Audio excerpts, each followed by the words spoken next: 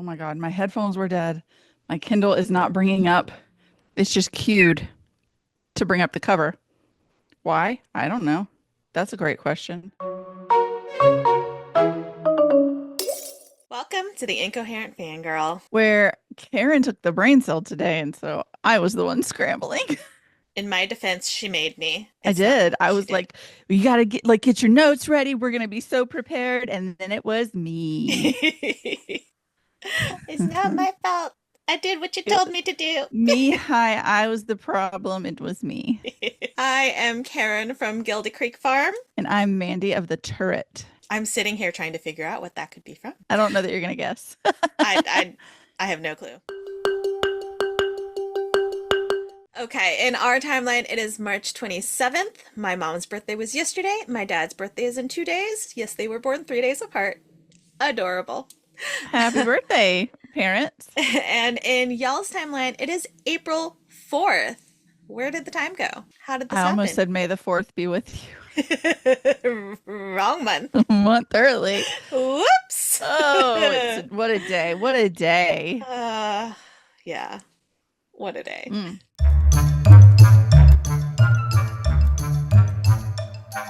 This week in fangirling, Mandy, what'd you do? Not a whole lot. It was our last week of sports for both twins. So we had tennis and soccer a lot this week. But I did watch The Traitors. Okay. So I watched season 3 of The Traitors. I've never watched season 1 or 2, but I was like, I'm just gonna watch the most recent. So it's, if I had to describe it, it's in a Brienne Randall fashion. Big Brother meets Survivor meets the Amazing Race meets Fear Factor. That's a lot of reality television. That's a lot of reality television, and normally I don't do any of those. I watched one season of Big Brother in like 2002. Uh-huh. So you have, I don't know how many, I'm just going to guess, 20 plus contestants join Alan Cumming and Lala the dog at a castle in Scotland. Okay. Lala is an icon. She's the moment. She normally has outfits that match Alan Cumming. Love it. High fashion, very couture. She's Okay. she's it. I feel it. I feel Um, it. so they join Alan and they live in this castle in Scotland. On the first night, he sits them around a round table and everybody's blindfolded and he taps 3 of them on the shoulder. Those 3 are traitors and the rest are faithful. Okay. So there's this prize pot of money that they have to work together in order to earn. So they have the option over the week that they're there together to earn $200,000 in a cash prize. 250 $250,000. They have to work together in doing these challenges to build the pot. So there's one challenge where they half of the group go into the woods and the other half stays in the castle, and there's these creepy dolls like in an old shed, and they play nursery rhymes backwards. Like if you Mm-hmm. squeeze them, they will just sound not like nonsense. Mm-hmm. The team in the woods had to memorize the backwards nursery rhyme, call the castle, sing it to them. Then the people in the castle had to run over to a gramophone, sing the memorized backwards nursery rhyme to the gramophone. It would turn around their, like reverse their recording, and they had to say, "That's Twinkle Twinkle Little Star." Whoa. There was one that was very Fear Factor. They had like a wedding ceremony with teams where you and your partner had to hold hands in a clear box. And first they put giant mealworms on your hands. Then it was several other scorpions, another couple bugs. They literally rained cockroaches on them No, thank you. Nope. and then put Nope. snakes Mm-mm. on them. Nope. And it like they had to stay holding hands for 8 minutes to get like $10,000 added to the pot and get a shield, which I'll explain in a minute. Then there was another where they had to toss a bag of coins into a ring of fire while dangling from a helicopter straps together. What? I know. It's maniacal. So every evening, all of the participants come together at the round table and they have to decide which person they think is a traitor, and they vote to banish that person. And that person has to stand, if they're voted out, like if they get the consensus or enough votes, they have to stand in the circle of truth and admit, I am a faithful or I am a traitor. Hmm. Okay. Also, every night, the traitors meet in the turret of the castle to come together and decide on a faithful to murder. And that just means the person goes home. They're no longer in the challenge anymore. So, any faithfuls left at the end of the game will split the prize pot. But if there's a traitor left, the traitor gets the whole pot. Oh. Yeah. And so it can end with one, two, five, however many people. They just all have to agree that they all trust that everyone else there is a faithful. So, like, if anybody has doubts, they can vote to banish somebody until they all agree. It had some Real Housewives, it had some Survivor and Big Brother All Stars, apparently, Tom Sandoval from Vanderpump Rules, and Zac Efron's brother Dylan. Oh my God. Oh, and a dude who was like a King Charles second cousin, like a British aristocrat was. So random. It was like a random hodgepodge of people, but it was like I could not stop watching. I could not stop watching. So Okay. I just binged that. I finished Pride or Die by Ciel Mont Blanc. So I'm just gonna go kind of recap what I said last week. You've got Eleanor Finkel, who's the leader of an LGBT club at her school. There is an attack on a cheerleader, preppy, popular girl, and the LGBT club is blamed. And so it's disbanded by the sexist, homophobic teacher, our principal. And Finkel has to figure out who done it, clear her club's name. It was very cute. Got predictable at times. You kind of knew what was coming, but I feel that's cozy and not lazy. Yeah. You know, like it was nice, even though it's supposed to be like a dark comedy. It's like YA. Yeah. So it's not like, it's not super scary. It was nice to be able to tell like, oh, Yeah. this Yeah. is what's going to happen next. Okay. I enjoyed it. One I did not enjoy. I listened to Sunrise on the Reaping by Suzanne Collins. So it's a prequel. It's Hamish Abernathy's story. I hate the people on the internet who are saying that it's a spoiler to say that Hamish wins the Hunger Games in this book because Yeah. where have you been for 20 years? Right. We know The he only wins. people, yes, the only people I would like give it to is like young kids who haven't gotten old enough to read the Hunger Games. Right. But unless you're 10, Right. shut up. If you're Where have you 10, been? you shouldn't be on the internet saying Right. that it's a spoiler Right. anyways. So Right. like yeah, Like really, it's guys? not only did we have four books and multiple movies, like I Yeah. mean like he's there. It's like Hamish is in. the whole the whole point is that he won. Like that is Right. why he's Because in. that's why he's the mentor. Yeah, like it's not a spoiler. If That you is think not a that is a spoiler. spoiler, you're insane. Go touch Um, grass. right. What is, however, kind of a spoiler for book one, just because it's not as common. Mm. 5 seconds. If you thought Rue's death was bad, Oh no. I have to tell you that that was a cakewalk. There is one Oh death in no. particular in this book that my husband was like, I was laying in the bed listening to it, and he was like, "Why are you doing this to yourself?" Because I'm sobbing like openly, and he's like, "Why are you still listening to it? Like, what Oh is going on? You are no. weeping." And then there's one point where I'm just like Oh staring at the no. wall, completely dead inside, and he's just laughing. He's like, "Are you okay?" No, I'm not okay. Oh no. I It is knew it would be so bad, sad. but oh no. Karen, this book took me all week because I kept having to stop Mm, because it was so sad and so emotional and so current. man. Prepare yourself. I Like you can, oh. there's no way to prepare yourself for some of it, but oh, it was awful. So losing Rue, sad, nothing compared to this. I Wait, wept wait, and wait, wept wait. and wept. Serpent and Dove on the same level? So it's not, I don't Because that want to say broke too me. much. It's not so much a character that you are so connected to, like with that Hmm. character. Hmm. It's just a character that you already know is a raging alcoholic because so many awful things have happened to him. And so many awful things have already happened. And he tries to do something and he has to witness something horrific. Oh no. And I do want to give this like trigger warning. Obviously, it's children in the Hunger Games. Right. This is a very young Oh. child. And the manner of death is very hard. Mm. And I don't even want it.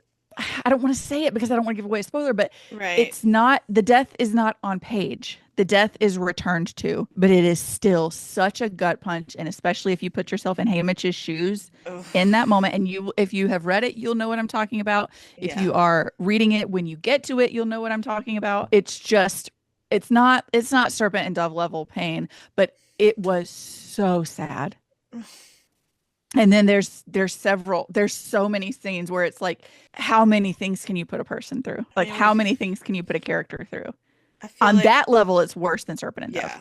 I feel like I mean knowing Haymitch as an adult, Yeah. like you kind of expect him to go through it. Yeah. But you see and completely understand why. Ugh. The only character that I can think of off the top of my head that has been like goes through even worse is Aelin Galathynius from Throne of Glass. Mm. Like, what Aelin got put through is worse, but this was awful. This was so hard. I'm It was not so mentally good. A prepared. thousand out of 10. It's a Right. thousand out of 10. And now I'm gonna read. I want to, since I've read them all before. Like, I would never tell you to read the prequel first, the Right. first read through of Throne of Glass.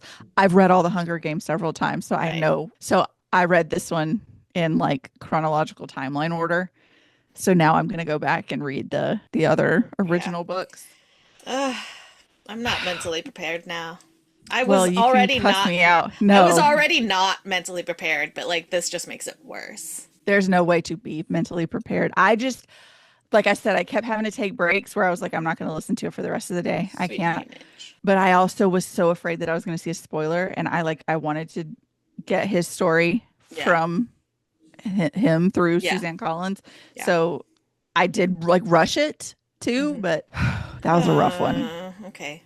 Okay. And then I started. Oh wait, okay. So I wept and wept and wept. There are quite a few Easter eggs though that are fun. Love that. Like this, I don't feel like this is a spoiler. It You see Effie Trinket Right. as a teenager, and you want to hug her, and you're like, God, she's Aw. so like underappreciated Aw, in the main Effie. movies, like Yeah. in the main books and movies. It's like she was just a kid too, and Mm. like she's just a victim of their country, Yeah. their future America. It was really fun, not fun, not fun.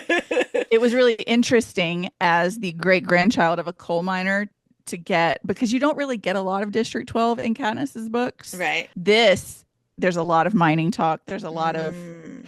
and the vibe feels like, even though it's supposed to be like a dystopian future, feels like the era that my great grandfather would have been a kid. Oh, So like, and he's okay. from West Virginia. My grandfather's from West Virginia. My great grandfather was from West Virginia. So like, that's where District 12 is. So it kind of was like a Okay. little tie to like family. Okay.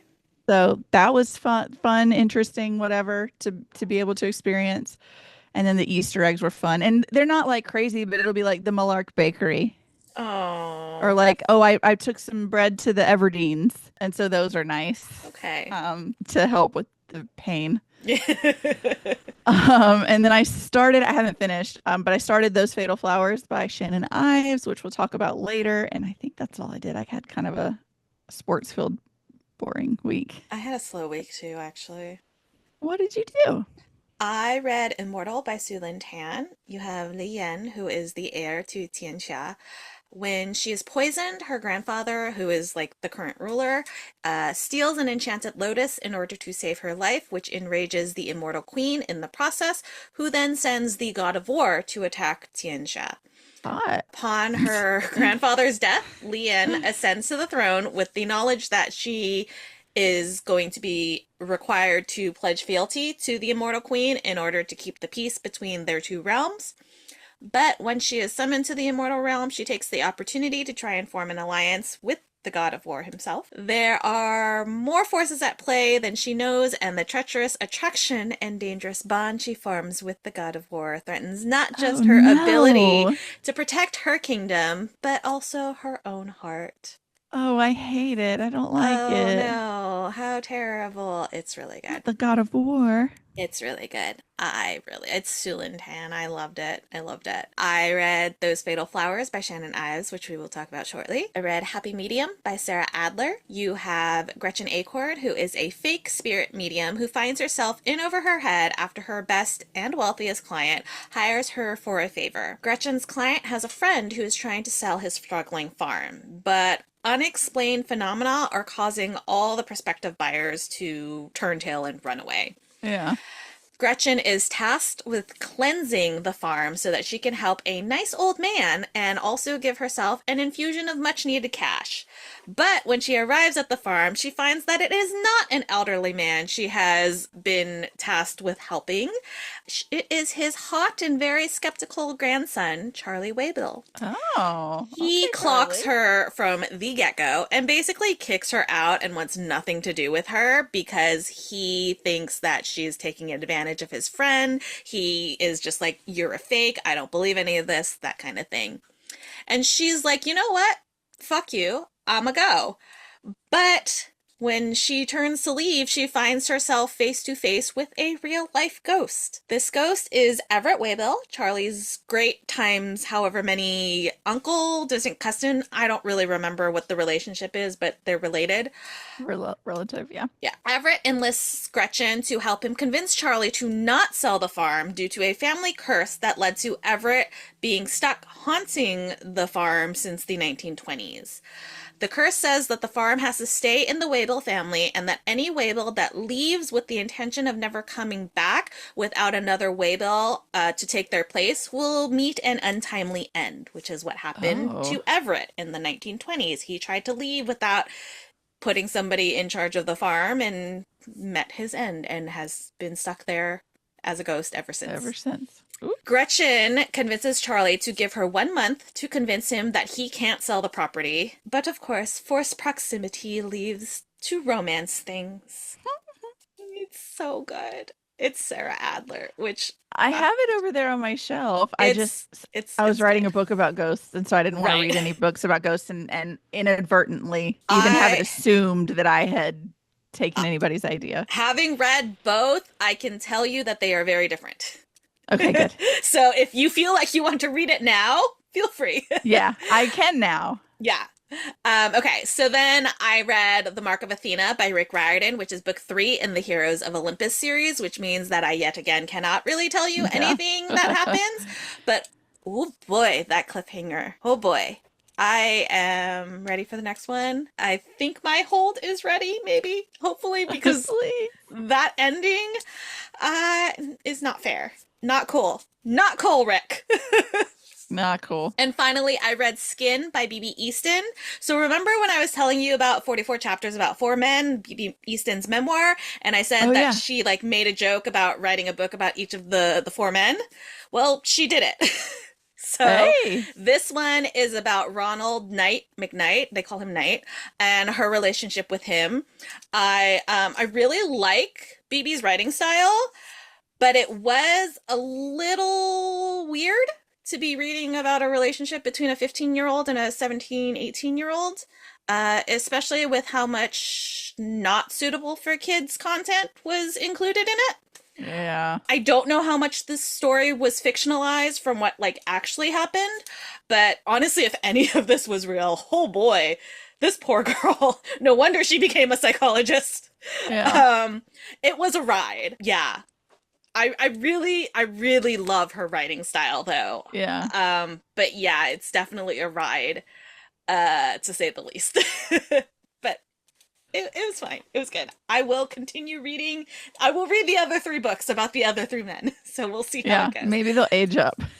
Well, I yeah, guess because is that the youngest one? that's the youngest one. So Okay, gotcha. it's I think she specifically says like the first man to ever love me or something like that at the beginning of this Yeah. one. So she's gonna go In order. in order. Of Yeah. her timeline. Yes, I believe so. So, yeah. Okay. And that was my week. It was really. Oh, I also rewatched Hamilton today. And it was fun because at the end, I mean, spoiler for Hamilton slash history.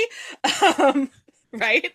But at the it ended right as I needed to leave to go pick up my daughter from school, and I texted Mandy, the vice president just murdered the former treasury secretary, and now I have to leave and pick up my kid. And then in parentheses, this is about Hamilton.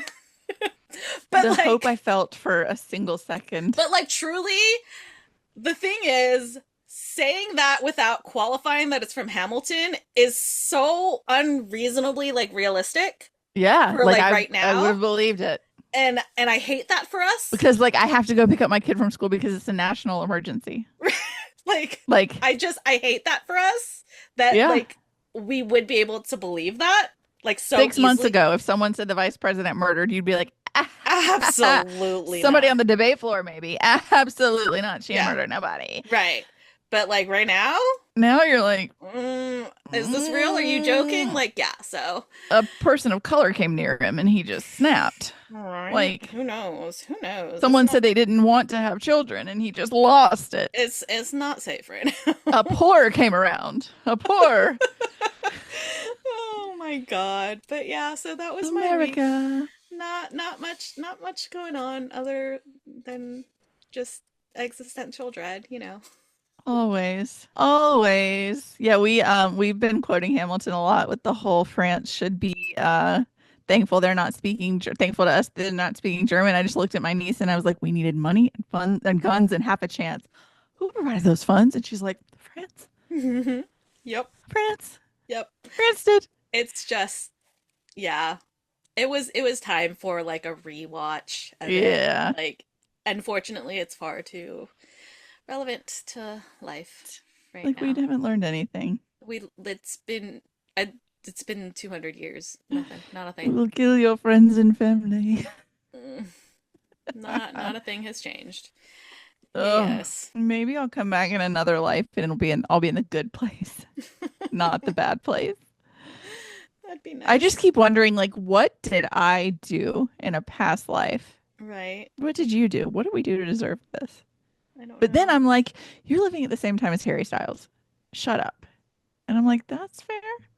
Sebastian Stan is here. Hoosier. Elizabeth Olsen, Florence Elizabeth Pugh. Olsen. Yeah. I got to live at the same time as Todd Amafi. There's Mm. people who died not knowing Aaron Warner exists. God. Yeah. But yeah, it's a weird time right now, for sure. Yeah.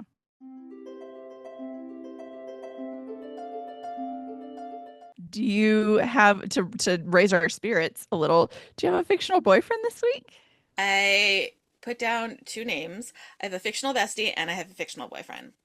So my bestie is Everett Waybill from Happy Medium. He is the ghost. He is so funny. He has such a big heart, but he is also so clueless sometimes. It's amazing. He's also like so sad boy, so lonely, but he absolutely refuses to show it. So he like makes jokes because he's like it's the epitome of like I have to laugh to keep from crying kind of thing because Yeah. Oh, he's like he's been that's around sad. for like 100 years and nobody has seen him because he's a ghost. And Yeah. so Gretchen's the first person to like interact with him in like 100 years Sad. and it's so like and he's got to watch like his family because he's stuck on the farm. He can't leave the farm. He can only be a ghost on the farm. And so he's literally watched his family through the past 100 years and he can't interact with them. And Oh. so literally like Gretchen's the first person he's had any interaction with in like 100 years. And it's so clear like he's clearly so lonely and so like attention starved and so sad that he turns it into like his humor, you know, and Yeah. he's so funny. And it's like it's so funny to see like somebody who was grew up in the 20s, 1920s, right? Living in 2024 Seeing a cell phone. and is like he's like, "Wow, things have really changed." And like but he's watched it change too. So it's but yeah, he's just I love him. I just want to like give him a big old hug. Obviously, I can't cuz he's a ghost. I mean, also Yeah. he's a fictional character, but like, you know, he just needs some love and I think it would be a blast to just kind of hang out with him and he really loves just like binging TV but he can't but like he can't like you know when Netflix Change the is like channel. when Netflix is like, "Are you still there?" He can't press the button to say he's still there. And so Oh, he's like yelling, he's like, Gretchen, Netflix. And it's like, please oh, help poor me. baby. Oh my gosh, I love him so much. And then the fictional boyfriend is Charlie from Happy Medium because he okay, so he immediately clocks Gretchen as a fake, right? And thinks she's taking advantage of his friend, but he's also such a good human being that he doesn't like want her to be hurt even though he like doesn't like her. Like he's like Yeah. he thinks she's not a good person, but also he's like he's like such a good person that he like she like twists her ankle because she's in heels on a farm, and he's like, "Oh my gosh, like are you okay?" But in the way where he's just like he's trying to be like detached from it while still Yeah. like he's like angrily trying to help her Yeah. when she's hurt, and it's so sweet. Even though he's like so grumpy about it. And he blushes so much like at every little innuendo that Oh Gretchen my makes. Or gosh. like there's one time, like this isn't a spoiler, but he like sees her in a towel, and he like blushes and like looks away really quick, and is like, it's so cute. Like I love him. He is so precious. Like it's just he gets so grumpy when he needs to like help her. Like he's Yeah. like, "I want to help you, but I'm gonna be really mad about it," and I'm it's gonna be so cute. angry about it. Yeah, I love it. I love So that. yeah. What about you? It has to be Hamish Abernathy because we love a tragic backstory, and this one is a tragic backstory for the ages. Like I want to hug freaking oh God, what's his name? The actor. Oh, Why is it leaving me? is it Why is this Woody? Is it happening? is it Woody Harrelson? Woody Harrelson. Is that it? Is No, that the no? is it? I don't know. Yeah, it is Woody Yeah, right? Harrelson. Right? I Which was I like, wait. know that. I know that. I was like, wait, right? I want to hug him though. Yeah. I want to put my arms around the actor that played Hamish Abernathy because you get it. Now you get it. Because you're Yeah. like in the Hunger Games, you're annoyed because it's like you're fumbling around drunk when you should be teaching them Yeah. and helping them, especially in the first one. What are you doing? And he does, but you feel like he could do more.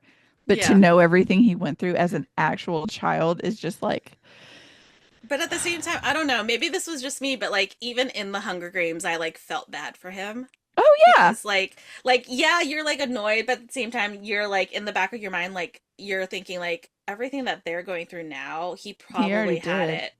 He went through Yeah, it the same or worse, you know? yeah. And so like I don't know You that can I just was get like, annoyed with with yeah, Katniss. Like you can yeah, feel her annoyance where yeah, it's yeah, yeah. like, put down that bottle. They are Right. coming here Yeah, and yeah, we yeah. have to clean up. Right. Yeah. You You have to feel be you able to feel speak you our feel her frustration. frustration. Yeah. But like Yeah, separate from Katniss, I was always just like, "Hey Mitch." I know. Yeah. Sweet baby. I love him. Yeah. That sound means we have an intruder It's an alert. intruder We're so alert. excited. We have Shannon, is it Ives? Shannon Ives here Yeah. with us, author of Those Fatal Flowers. I don't have my physical copy yet, so we're going with Libby. Thank you so much for being here. We're so excited. When we first like heard the description of this book, we were like, yes, please Sold, say less. give it to us. So speaking of that, if you could give us like the elevator pitch of the book for anybody who like hasn't heard of it yet. Okay, this is always such a hard question because it's just like it's very convoluted. It's hard to pitch. I like to think of it as the most like roundabout way of explaining what happened to the Roanoke colony. But it is essentially a historical fantasy that mashes up Greco-Roman mythology of the sirens with the lost colony of Roanoke in early American history. It's a angry Sapphic revenge fantasy. So All things I I love. love it. I'm Like, obsessed. how did this brainchild of Greco-Roman sirens and colonial American Roanoke, like, how did these worlds collide? Where did this come from? Okay, so in 2017, I've always liked writing, and it's just kind of something I put on the back burner. And in 2017, I was like, you know what, I want to do National Novel Writing Month, and I've always been like really interested in the sirens. I don't know why. I think growing up in the Midwest, just like the idea of like angry, violent women were interesting to me because you don't really get to see everyone so like buttoned up and like polite on the surface, and just the idea of being able to express like a really potent rage has always like I've just been like that's curious. So we would get assigned the Odyssey in high school, and the sirens come up for like 2 lines, and I was like, I'm gonna need y'all to go back to Right. the passage with the women that Yes. just like lure the men and eat them. Like, what's going on there? In college, I minored in Latin, and Ovid has like a little bit more of a backstory for them. So like they kind of resurfaced then. They were handmaidens to Proserpina, which is the Roman equivalent of Persephone. And after she gets abducted by Hades, the gods give them wings so they can try to go look for her. So I thought that was really fascinating. I wanted to play with that. And then, I'm sitting there drafting. I didn't know how to write a book. And I was just kind of like, it'd be kind of cool to set this in an American setting. I just thought it'd be fun. It was just going to be like a, for me, story. Like, what are the things that I like? And I like early American history too. And then I remembered that there was already a colony where like everybody vanished and they didn't know what happened to them. So it was just kind of like a confluence of things, and it just took time for all the pieces to fall into place, I guess. And then they just kind of did, and it was a weird book, and I liked it. And then other people thought it was fun too. So I This love it because it's two things that most people you're never going to hear. Like you're going to hear, I wrote a book about witches, which they're great, but you don't ever hear yeah, yeah, sirens in Roanoke. So like it's so unique. it is. And it's like Yeah, such it's so unique.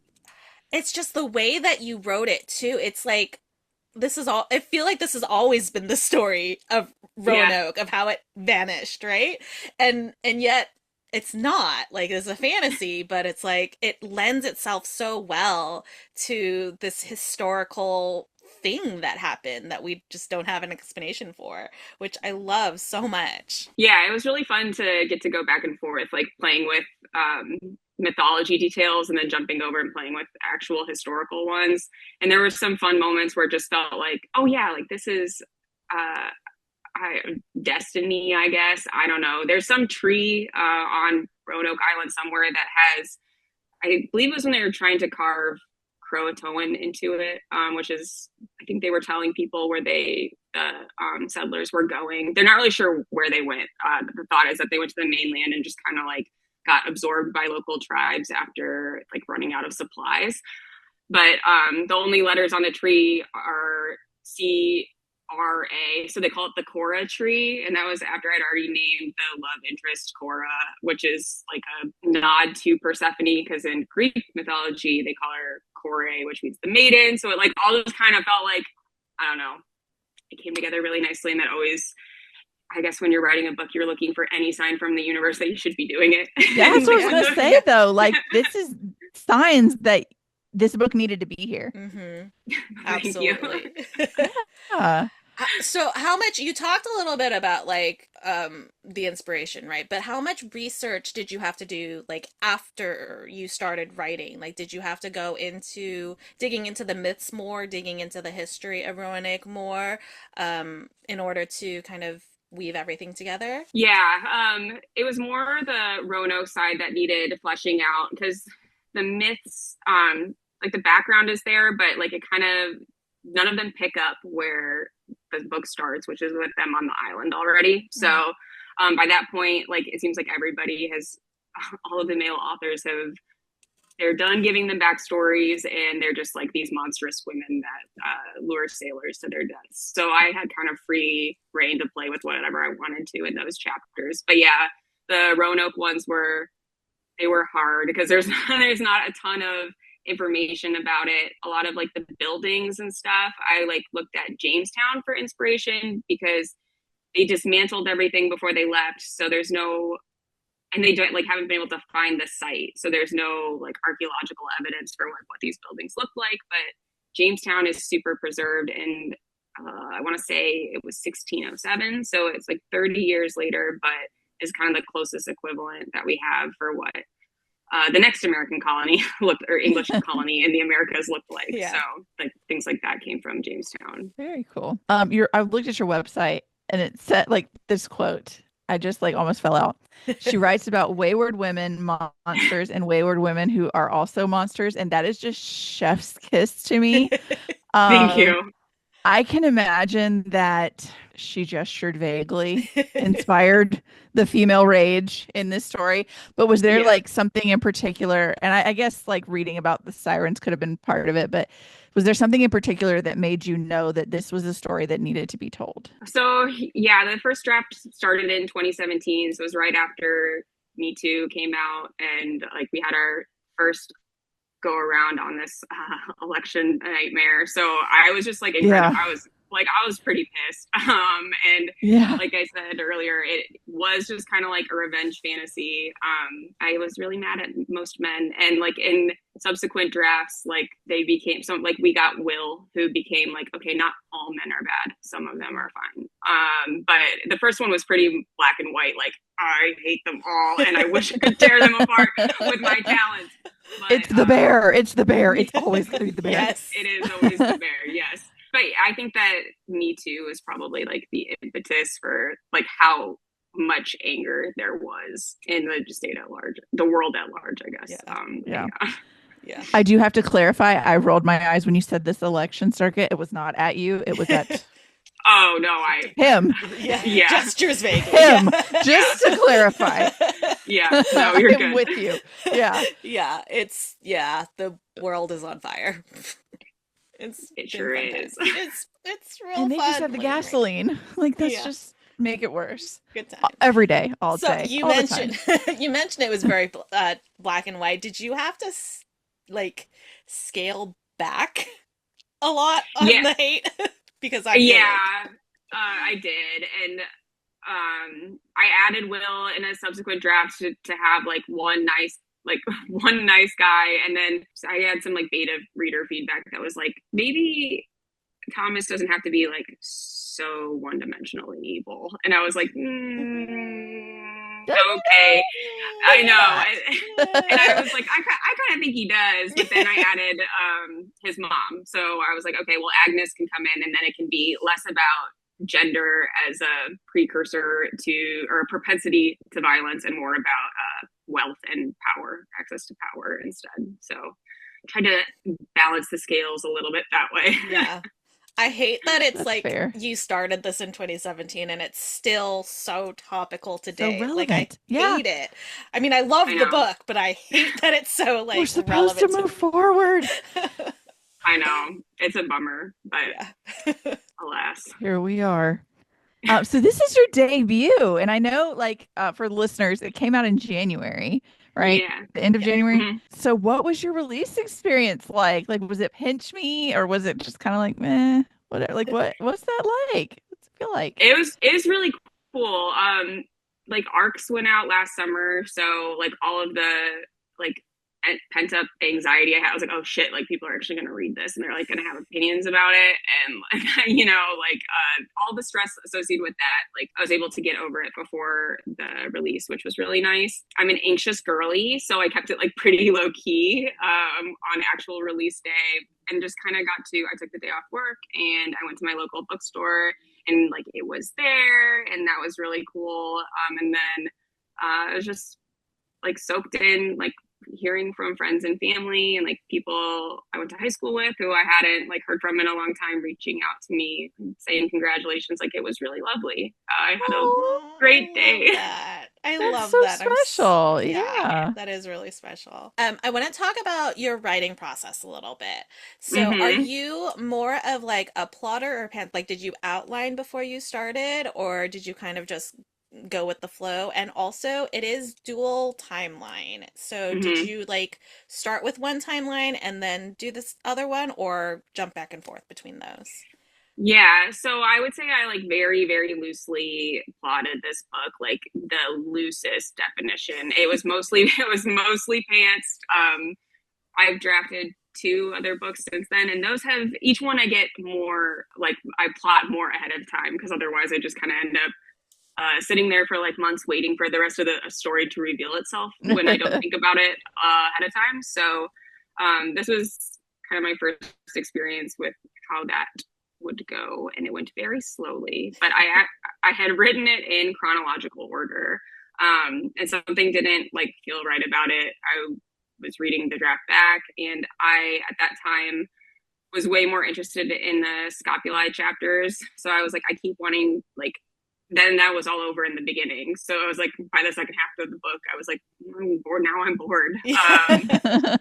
And my husband, it was actually the English major between us. So I like nervously handed it to him. And I was like, something feels weird about this. Like, can you take a look and let me know what you think? And I told him how I felt about it. And he was like, well, why don't you just do like jump between the timelines then? And like my heart fell into my butt the second he said that, because I was like, God damn it. Like, God damn it. No, that's the right answer. Now I have to go back and make that happen. And oh my God, it's going to be such a pain in the ass. And it was, but it worked. He was definitely right. And like, it was just crazy. The second it came out of his mouth, I was like, shit. Damn, I think of that. Oh. I know.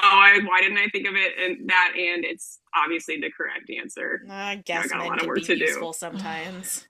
In very specific instances, Yeah. like solving pacing issues. Yeah, you're like, it just pisses me off that you're right. I know. It really did. He really was too. Oh man, I love it. So we have a few questions that we ask all of our authors that come on the podcast. So these are just like fun, random. Yeah. Okay. We have a segment on our podcast that we call Fictional Boyfriend of the Week. It's just a name to be silly. It doesn't have to be a boyfriend, but we pick like someone we've read or like watched on a show that week. And we're like, that is my boo thing. Karen's had a fictional granny. I've had a fictional son. We've had fictional pets. Yeah. Do you have any like all time, this is my favorite fictional character from books or movies or TV or comics, anything? I was like, oh gosh, what a hard answer. And then it immediately came to me. I guess it's two, but I love the TV show Hannibal. And so I would say if I had to pick one, I would pick Mads Mikkelsen as Hannibal. Or if I get to choose both, then we will include Will Graham, Hugh Dancy, right? Is that his last name? Yeah, I think so. Hugh Dancy, yes. Both of them. You can have as many as you want. Yeah, you can Okay, pick whoever both- you want. Yeah. Both of them are my fictional boyfriends then. I love them so much. I love that. I love it. Yeah. I've only ever heard good things about that show, and Yeah, I haven't watched it yet. But like now I'm like, okay, somebody has It's- picked the favorite character, like I have to do it now. It's incredible. It's crazy when you're watching it because it aired like, I don't know, I want to say like 2012, 2013 and on NBC, and you're like, what the hell is this on? This is like extremely Yeah. gory and incredibly gay. Like they don't even like later seasons they're like, we're not trying to hide it. Like Hannibal and Will, they love each other. And I'm just fuck yes, thank you. So I Finally, love thank that. you for Yes. saying it. Thank you. I love that. yeah, say the quiet part loud. We love it. Please. Yeah. Yes. I love that. Okay, so this I kind of would say I have to watch it, but she's gore. squeamish. She's very squeamish. Oh, I'll send my husband. I yeah, watch pre-read it. like books that like we know are gonna be a little bit bloody. I pre-read and then tell Yeah. her like She's like has for to there's warn like me. that there's a one scene where she goes into the woods looking for something and I'm Oh, like, yeah. Mandy, just prepare. Be prepared. When she starts Prepare going into the yourself. woods, prepare yourself because there is a little gruesome. And then I go in like this. Like, Yeah. so nice of you though. What a great co-host. Oh, yeah. thing to do. It is awesome. It's She like could let me she could allow me to go and like raw dog the worst gore ever. And I'm just like, I'm I like- couldn't do it. I'm like, Yeah. it's crazy. It's like we all have our own like different triggers, right? And so I'm like, I'm Yeah. very specifically can like pinpoint whatever will traumatize her. So I'm like, Yeah. okay, here's, and I even do it with like books that we're not like reading for the podcast. I'm like, hey, if you ever read this, just FYI, as Yeah. if like she's gonna I have pick to it up. search my texts for like book titles to see if But I have yeah. You're Trigger gonna want to warning. avoid these pages. Right, Yes, exactly. I'm like, just exactly. don't, just be careful here. Okay, so one of the other questions that we always ask is I mean, we love this book. It's so good. Yeah. And we're gonna recommend it to everybody. But we Oh, want to thank you. know what you're reading and recommending, or what like is an all-time favorite of yours that you would recommend people read. So I've been on like the last 2 years, right after we're coming off talking about gore, like an insane horror kick. I would say one of them is not too gory, but it's called The Fisherman by John Langan. It's one of my all-time favorite books. It also does like it has a past and present element, but the past element is like a story within a story that takes place like for 2/3 of the book. So it's really cool. It's like a meditation on grief, I guess, if you're like looking for that elevated like read of it. But then it's also just kind of like a fun ghost story slash new mythology of America set in the Catskills, and I adore it. Okay. Another one is it's called Our Share of Night by Mariana Enriquez. This book is like a fucking tome, and it is dark, like, but it is so fucking beautiful. It's about a father and son who are like road tripping across Argentina, I believe, trying to escape. The mother slash wife has passed away, and her family is part of like a dark cult, and they're trying to like they're chasing them down because they want the boy for nefarious purposes. And it's really, I don't know, it blew me away. She also does a bunch of really great short stories, like her short story collections. You can't go wrong with any of them. They're stunning. Oh, geez, what else? Um, I love that. Anything with a cult like kind of pulls me in yeah, immediately. Yeah. And I'm like, can I? I will. I will. I did just read it's called The Unworthies. I'm gonna mispronounce what is her name? Augustina, or The Unworthy, excuse me. Augustina Bazterrica, who is another Argentinian author, and it's about a group of dark and twisted nuns after a global apocalypse that's kind of like undefined, but seems to be climate related. Mhm.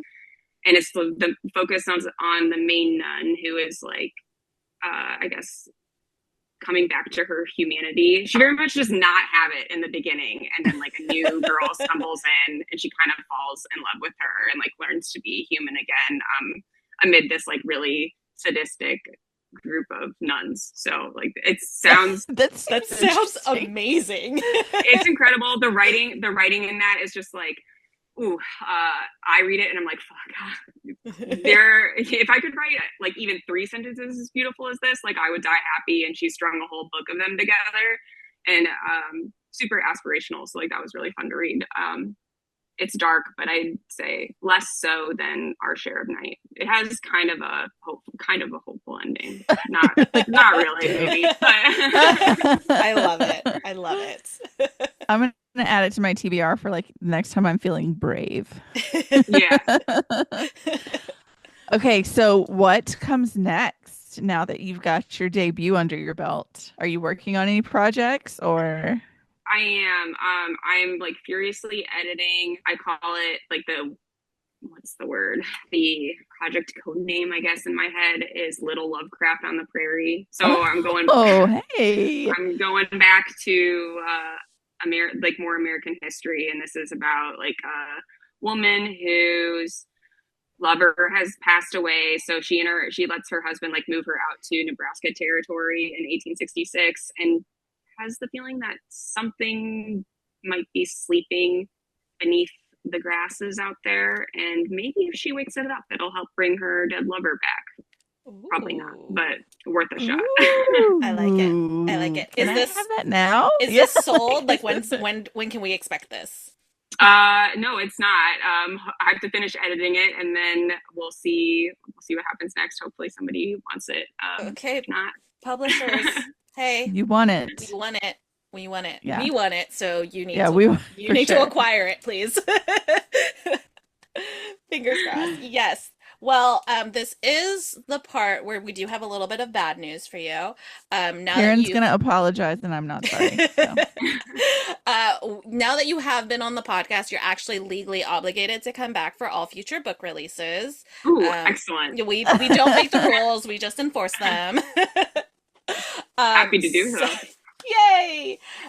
So we expect to see this book soon, hopefully. yeah, Fingers little crossed. Lovecraft on the Prairie. Like Yes, I need, please. So I need that. everybody, as Mandy mentioned, the book is out now. It's Those Fatal Flowers. If you pick it up, go buy like 10 copies and give them out to friends so that we can, get more books from Shannon. Pretty please. Pretty That would be please. so awesome. Guys, Thank you. it's Greco-Roman mythology and Roanoke. It's so Come good. on. It's so I And really feminine rage. I really said it at the beginning. I was like, this story, I feel like this story is just it has always existed. Like this is the story that needed to be told. This is what happened to Roanoke, as far as Right. I'm concerned. Like it's so good. Everybody please go read it. And go buy copies so we can get more from Shannon. I want more Shannon Yes. Ives books, please. Yes. Please, thank you. Thank you so much, Shannon, for hanging out. This has been so much fun. Yeah, I thank you guys so much for having me. can't wait We for had a whatever comes next. blast. Thank you, thank you, thank you. And we'll talk soon, hopefully. Sounds good. Thanks, y'all. Bye. Bye. Oh, she is precious and I love her. I love her. Obsessed. I love her. Obsessed. Seriously, this book is so good. I really loved I know.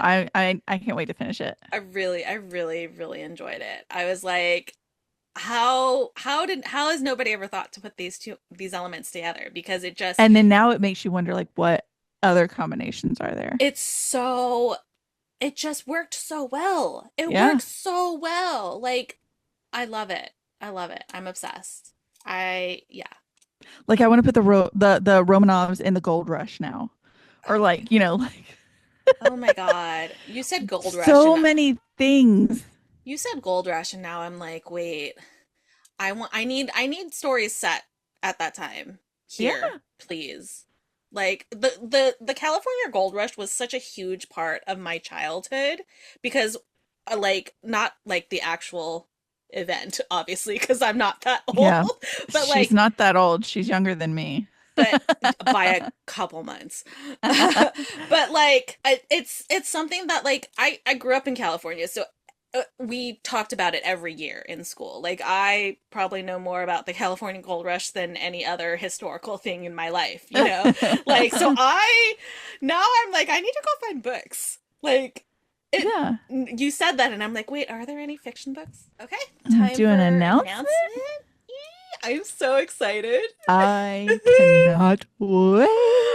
Oh my God, y'all. We are talking to Kaylee Smith again next week Oh my about God, I Enchantress. love her. I can't believe it's already time. Like I know. Ugh. It seems like it's flown by. I feel like we just talked to her and now it's like we get to do it again. I'm so excited. Also, the other day, I don't remember exactly why, but I was looking her up on like Bookshop for some reason, and there may or may not be a cover on there that hasn't had like a cover reveal for Ooh. something. And I like immediately text her. I'm like, did you know? She's like, yeah, but my publishers haven't said anything, so I've just been pretending it's not there. I'm like, okay, cool. It's really good. Okay, bye. Okay, that's all. So, just in case somebody was curious, is there. And It's- goes looking. It's Maybe really it's good. still there. It's really good. But anyways, I'm so excited to talk to Kaylee. I know. I can't wait. Yay. And then now I think we can do it. It's time for a spiel. A spiel. Yay! If you enjoyed this episode, please like, follow, and subscribe wherever you are listening to us. Follow us on social media. We are at The Incoherent Fangirl on all the things. Visit our website, theincoherentfangirl.com, where you can also stream all of our episodes as well as read our blog. Subscribe to our Patreon at theincoherentfangirl.com/Patreon for early access to podcast episodes, full video episodes, and exclusive bonus content. You can shop our merch store at theincoherentfangirl.com/shop. Lots of adorable designs from this one over here. Sometimes she gets bored with an iPad. It's I very, do. we win. We all win in that situation. And then if you have any comments, questions, concerns, suggestions, design ideas you want to tell us that we're pretty, we will accept all of that I'll take it. in our inbox, theincoherentfangirl@gmail.com. We love hearing from y'all. And of course, Yes. one last way to support the podcast is to rate and review on whatever platform you're listening to us on. You know Give we us love those words. words. Give it. She is at Mandy Perv on all the things. She's at Ms. Made in China on all the things. And once you followed us on social media and you followed the podcast on social media, you can head over and do some self-care. Because again, existential dread. Self-care is important. Always. So first stop is going to be herecomesthenerd.com, where you can get some pins and artsy goodies. You're going to use code fangirl to get 20% off your first order. Then you're going to head to onceuponabookclub.com. You can subscribe. You can buy some standalone boxes they have left over, random little goodies they have for sale. We have 2 codes you can choose from. They do not stack, but we love you no matter which one you choose. We don't care. We're happy either way.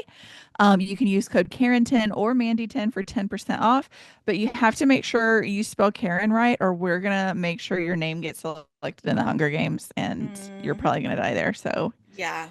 I would oops. definitely die in the Hunger Games. Spell it right. Oh, yeah. I would I just would- like lay down and take me Yeah, immediately. just, Give you know what? give it to a career. Come on. Yeah.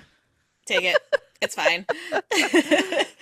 Next up, you're going to head over to amberdlewis.com and get a really awesome fantasy series and some other goodies. Add like 10 of everything to your cart because they're great for gifting. And then you're going to use code fangirl10 to get 10% off 10 of everything, which means you've gotten 1 of everything for free. And don't question it. That's math. That's math. For sure. Sorry. And last but not least, you're going to go support the show husband. So you can follow at Searchers Believe on everything. That's like his paranormal research duo. And they have fun merch on their website, searchersbelieve.com/shop. If you use code fangirl10, you'll get 10% off there. I designed most of that. I still don't know what the podcast is anymore. I keep telling myself I'm going to go fix it and figure it out. And then I get sidetracked because I don't know. Undiagnosed ADHD nightmare nonsense. It's something. Searchers podcast or at Paranormal Mind. Who knows? I'll eventually get it. It's a surprise. It's a surprise for me too, for everybody. And then you're going to go subscribe to Beacon TV. It's our streaming platform for horror, true crime, paranormal content. A lot of exciting things coming. I took over their mailing list this week. So that's fun and festive. If you want to get on their email newsletter, it's once a week on Fridays, and it is going to be fun. I wrote a Daredevil reference. I love it. Yeah, so be ready for that. And if you go to streambeacontv.com and use code fangirl10, you'll get 10% off of your subscription. Yay. And you support the show husband. We like him. We Yeah, should I do think that. we'll keep him. And that was the Incoherent Fangirl. Thanks for listening. Thank you. We love you. Love you. Bye. Bye. We are sponsored by our friends at Here Comes the Nerd. Pins, stickers, magnets, and more. Here Comes the Nerd has happy art for all fandom-loving hearts. New customers can use coupon code FANGIRL during checkout for 20% off their first order at herecomesthenerd.com. Coupon applies to ready-to-ship items only.